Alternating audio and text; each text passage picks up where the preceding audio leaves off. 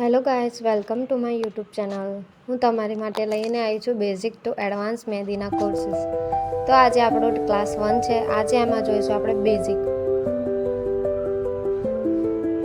સૌપ્રથમ આપણે લાઈન દોરતા શીખીશું. કોનને સ્ટ્રેટ લાઈનમાં પકડી અને સીધી લાઈન દોરવી, એને કહેવાય છે લાઇન્સ.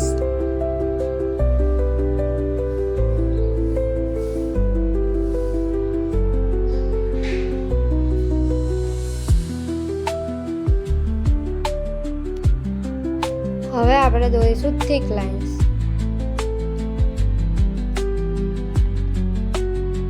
બે પાતળી લાઈન દોરી અંદર ફિલિંગ કરવાની, એને કહેવાય થીક લાઇન્સ. જેમ તમે પ્રેક્ટિસ કરશો એમ તમને ફાવી જશે. બે લાઈન દોરી અંદરની ફિલિંગ ભરવી, અને થીક લાઈન, જાડી લાઈન.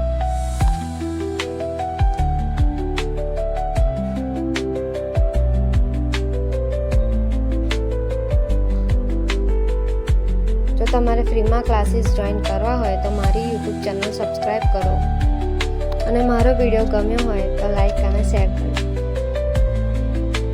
હવે આપણે જોઈશું સ્કેલ અપ બનાવતા. એક સિંગલ લાઈન દોરવાની અને એના પછી નીચેથી યુ જેવો શેપ આપવાનો, એને કહેવાય સ્કેલ અપ. આ ડિઝાઇનની બોર્ડરમાં એનો વધારે યુઝ થાય છે.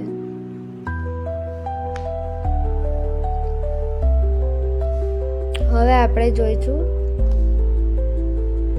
Circle, spiral. સર્કલ દોરી અને પછી અંદર રાઉન્ડ કરવાનું, અને કહેવાય જલેબીવાળી ફિલિંગ.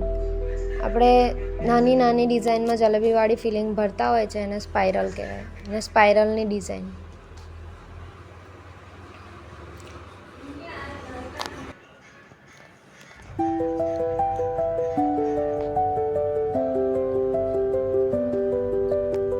હવે આપણે જોઈશું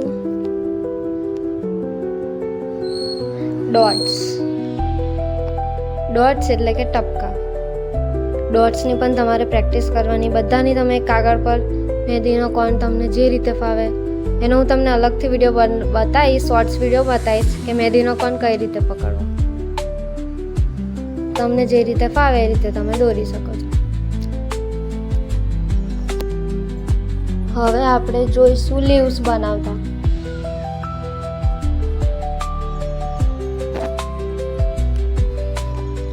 એક સિંગલ લાઈન ડોટ બનાવીને અને પછી બહારની બાજુ ખેંચવાનું, એટલે કે પાંદડાવાળી ડિઝાઇન, એને કહેવાય લીવ્સ.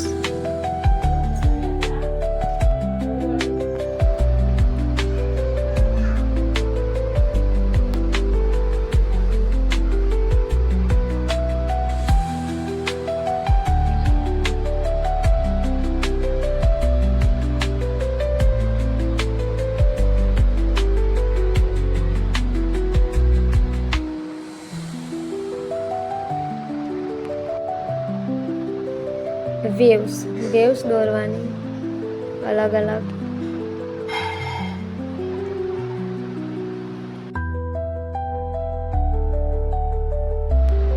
હવે આપણે જોઈશું ઝિગઝેગ.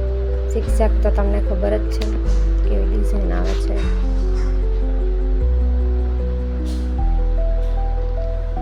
હવે આપણે દોરીશું કર્વ વિથ ડોટ્સ, એટલે કે વળાંકવાળી સાપોલિયા જેવી લાઈન અને પછી ડોટ્સ દોરવાના.